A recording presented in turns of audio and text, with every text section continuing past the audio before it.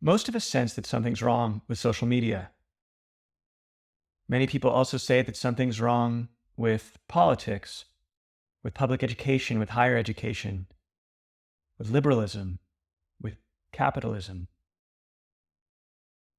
People come at these problems from different directions. Some of them come from climate change, others from coordination failure, decline of state capacity, geopolitics.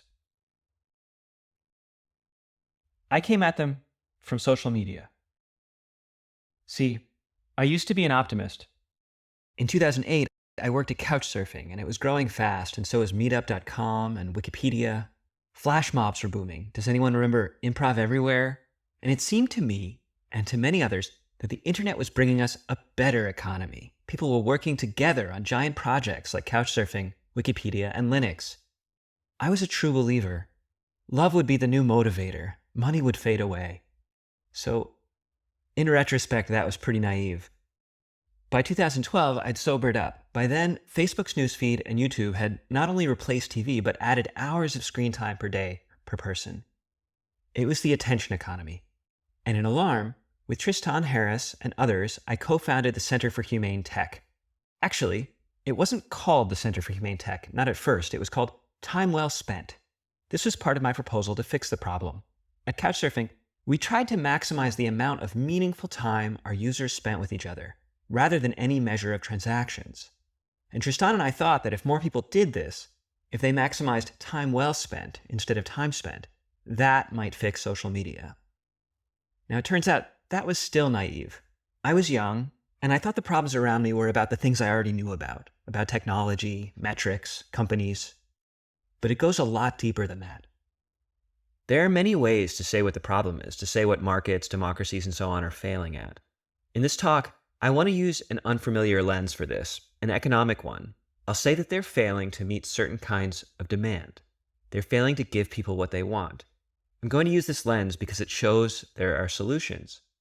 But first, what do I mean that markets and democracies aren't giving people what they want? Well, one thing I've realized is modern society is better at giving people individual experiences than collective ones. Now, people do want collective things. They want belonging, connection, community, love. They want adventures together. But if you look at long-term trends, we get less of these year by year. In most developed countries, people used to hang out on the porch with their neighbors or in pubs, and then they started watching TV as a family, and then they switched to multiple TVs, one in each room, and finally TVs got upgraded to smartphones, each person staring at their own rectangle of glass. Over the same period, church communities got replaced by individualized yoga classes, and dating and friend groups got replaced by swipe-based apps and porn.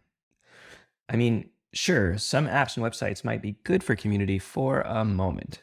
I guess Couchsurfing was one. If you work on one of those, like I did, you might feel you're changing the trend. But zoom out again and, no, sorry, trend's still there. And there's more. Modern society can address a wide range of tastes in food, taste in clothing. There are giant marketplaces like Amazon, the app stores, something for everyone. Or so it seems. They do address a wide range of tastes, but a person isn't only made of tastes. I want to claim here that there's a kind of difference between people that these marketplaces don't serve. Everyone has different sources of meaning. You may find it meaningful to be wildly creative. She may find it meaningful to be quietly contemplative. Just about everyone finds it meaningful to love and be loved deeply. But somehow, even the everything store can't connect us with our sources of meaning. Now, I think this inability to meet demand for togetherness and demand for meaning, explains a lot of the current predicament. Togetherness isn't just for kumbaya singing hippies. When we don't get our collective needs met, there's a breakdown in politics and social trust. The basic cycles of love and dating break down. Schools become bureaucratic and cutthroat. We need our togetherness. And we need meaning too. As I'll show, meaning is part of what keeps institutions like science and democracy working, and it keeps them from succumbing to perverse incentives. For society to function, we need social networks to be meaningful for investigation and vulnerability. We need research labs to be meaningful for deep work. We need meaning to keep things working. So, in Chapter 1, I'll try to say why it is that modern society gets us many things, but not togetherness and not meaning. I think it comes down to a kind of pattern that's ubiquitous in society, a pattern found in markets, but also in voting, in social media, even in grant applications. A pattern that's bad for togetherness and meaning. And then the next 3 chapters say what needs to change to bring back togetherness and meaning. In chapter 2, I start with the problem of measuring meaning. As entrepreneurs say, you make what you measure. So if we want to make meaningful things, we need to measure meaning. But how precise can we be about meaning?